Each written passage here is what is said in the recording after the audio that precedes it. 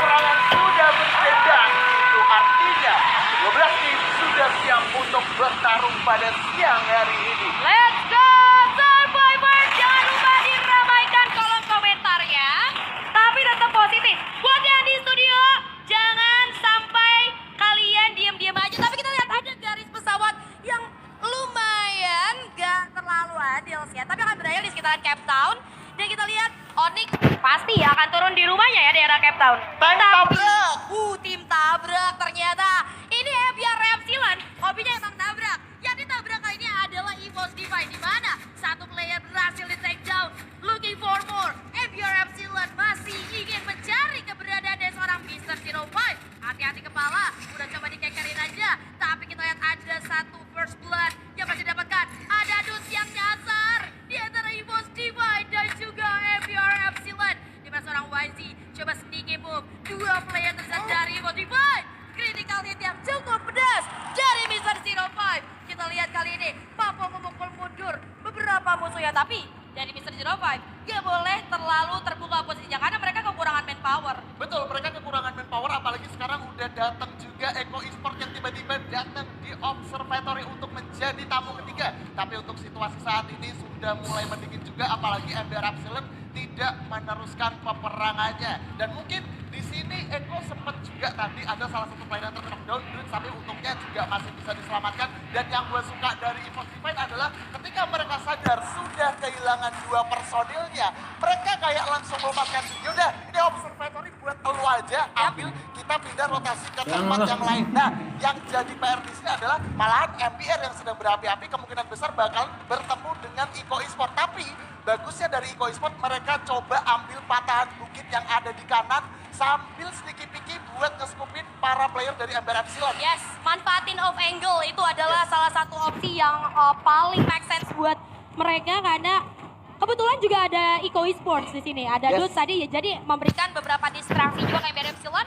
Tapi kita move lagi ke arah POV dari 05 yang ya gue yakin 05 sebagai salah satu player dengan pengalaman yang cukup baik. Dia punya decision making yang nantinya akan bisa menyelamatkan teman-temannya kembali. Bohong kalau misalnya dia masih maksain buat fight karena dia tahu peluang dan juga resiko kalau dia mau maksain masuk lagi ke sana.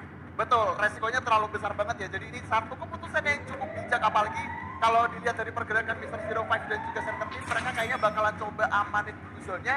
Karena tadi gue sempat intip juga di minimap, sebenarnya blue zone itu sejauh ini masih aman. Cuman yang paling dekat dengan blue zone itu palingan adalah Bigetron Delta aja. Iya, Bigetron Delta. Tapi di Center Team juga kita lihat tadi coba untuk penjaga. Gue yakin mereka lagi nyari revival spot ini harusnya. Karena mereka butuh, kalau misalnya terlalu lama untuk ngehidupin teman-teman ya, itu akan membuang waktu mereka. Kenapa? Karena dua player yang nanti akan dihidupkan, mereka harus reset lagi dalam segi resource-nya.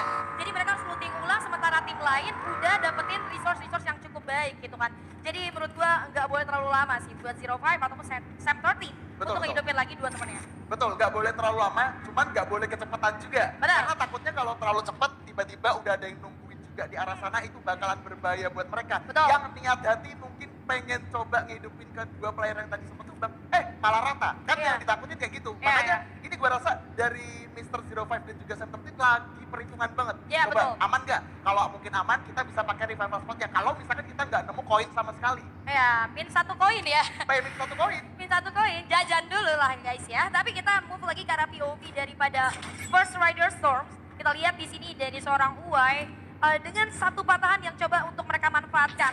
Ini gue lihat di depan ada RRQ di mana Razor dan kawan-kawan sudah menempati satu compound. Dan secara positioning harusnya yang di dalam compound itu bakal lebih aman dalam segi defensifnya. Tapi dalam segi vision akan lebih minim daripada yang ada di luar rumah. Nah, gue setuju. Kalau ngomongin soal vision, First Rider Storm ini enak banget dapetin visionnya. Dua orang bisa fokus ke arah rumah beton atau ke arah labirin. Nah, dua orang sisanya nih bisa nge-split. Ada satu orang bisa fokus ke Bima Sakti atau mungkin ke arah Poceroknya. Cuma berhati-hati sudah, tapi sekarang udah ada yang open peperangan dari seorang Abai. Sepertinya bakalan sedikit terusik dengan kedatangan teman-teman dari GPA Ngasiles. Sudah mulai terslow down, tapi Abai masih bisa berlari. Gak punya gol sama sekali, masih gak bisa masuk untuk tidak akan tinggal diam. Tiba-tiba ada Onyx Tayo dari arah belakang yang nge-backstab seorang Big. Ini ini bakalan jadi bencana untuk pihak Capsule, tapi untungnya masih ada beberapa pop-up goal yang digunakan untuk merevive kembali. RRQ tinggal nontonin doang, sementara kalau kita lihat posisi GPX lagi diadu oleh dua tim yang berbeda. Gardu yang ada di rumah. Gue setuju banget, tapi dari Onyx Olympus sendiri juga nggak boleh terlalu greedy ataupun gegabah, karena kita lihat mereka nempatin satu rumah kayu yang ada di area lower ground. Tapi kita lihat dari Dir dan kawan-kawan. Maaf Dir, ini gluonya banyak banget mau bangun rumah tangga kah? Iya. Tapi kita di sini juga dari seorang Wings berhasil ter-take down lagi, udah berhasil diselamatkan juga. Tapi dari seorang Dir coba untuk berjaga di arah jendela, satu gluo udah di pop out di arah dari RRQ sendiri. Itu bagus banget karena menghalangi vision ataupun serangan dari arah jendela. Jendela itu berbahaya banget. Sementara dari Aura Ignite kali ini di sekitaran pink kita lihat Ombak dan kawan-kawan sudah mulai menyadari ada beberapa tim yang berada di sekitaran mereka. Jadi seorang Zack coba untuk mantengin ke arah depan, coba untuk ditembak, tapi ternyata belum ada damage output yang connect ke arah musuhnya. Betul, Aura sih cerdik banget ya ketika mereka coba nembakin RRQ ataupun GPX yang ada di bawah. Mereka sadar dengan kehadiran Onyx Olympus dan mereka langsung milih masuk lagi ke arah rumah orang kaya. Barusan kita lihat juga Gare melemparkan satu grenade, tapi sayangnya grenade tersebut gagal connect terhadap seorang Aim God. Karena gue rasa Aim God pun karena tadi udah sempat kena, patch-nya udah gak utuh lagi. Nah ini tinggal nunggu momennya aja, apalagi dari seorang Zack sudah bener-bener standby banget di area pagar buat make sure gimana caranya Aura Ignite gak bisa masuk ke sarang mereka. Nah tapi masalahnya sekarang ada danger, mereka gak boleh terlalu lama di luar rumah. Karena bisa saja fight ini malah dimenangkan oleh danger, bukan di antara kedua tim. Malah danger yang dapat killnya nanti ya. Tapi kita lihat kali ini Aura Ignite juga sama Onyx Olympus bisa gue akuin mereka respect satu sama lain. Tapi kalau lu lihat udah ada satu pergerakan ke arah kanan. Tapi sayang sekali ada tim lainnya yaitu RRQ yang sudah mulai menotis pergerakan daripada Onyx Olympus. Ini Onyx Olympus udah lumayan kejepit sih guys ya. Jadi mungkin harus berhati-hati karena gue rasa di sisi lain ada pertempuran lagi yang terjadi di mana MBR Epsilon harus berhadapan dengan Bigetron Delta dengan 2 poin eliminasi yang sudah dikantongi. Kali ini dari seorang Valdo gak mau kehilangan momen. Coba untuk memutar sedikit, udah notice di mana posisi musuhnya, tapi mereka lagi coba untuk set up senyaman mungkin. Di mana kita lihat ada satu player itu Keom yang udah mulai melakukan pergerakan lebih dekat lagi. Ada Corrosion Greedy juga dilemparkan ke arah depan oleh seorang Valdo. Coba untuk mendelay Gluol daripada teman-teman Bigetron Delta. Dan kita lihat dari seorang Faiz berjaga di jarak yang cukup jauh di arah belakang, takutnya ada orang lagi. Ada juga flash freeze kali ini cukup mengganggu teman-teman daripada Bigetron Delta, tapi nggak masalah. Di dari seorang Fon kali ini coba untuk mengirim Helen yang terlebih dahulu. Corrosion Grenade di mana-mana, tapi dari seorang Keong pun berhasil dijatuhkan. Fon coba mencari sedikit celah. Valdo gak boleh terlalu dalam, ternyata berhasil dijatuhkan. Randy pun menyusul. Surprise attack, happy birthday. Ada di dalam rumah. Dua player itu ada pada MBR Epsilon di mana YZ dan juga seorang Besto masih juga survive. Tapi sendiri kondisinya menjadi 2 versus 2 di mana Keong pun berhasil terjatuh. Faiz pakai sniper dari jarak dekat. Gila.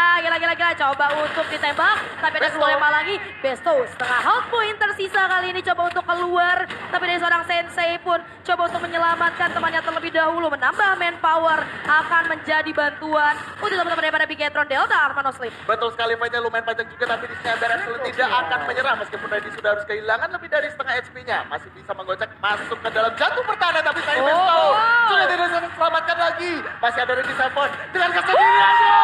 MBR Epsilon ternyata harus tutup di posisi ke-12. Aduh, jangan nabrak, nanti jadi tusuk. Tapi good game Bigetron Delta setelah kiting gitu kan. Ini tadi decision making daripada seorang Sensei ketika walaupun lu ada di satu compound yang sama MBR, tapi dia masih cari sedikit momen untuk nge-revive temennya. Dan itu menjadi satu nilai plus buat Bigetron Delta yang akhirnya menambah kekuatan mereka.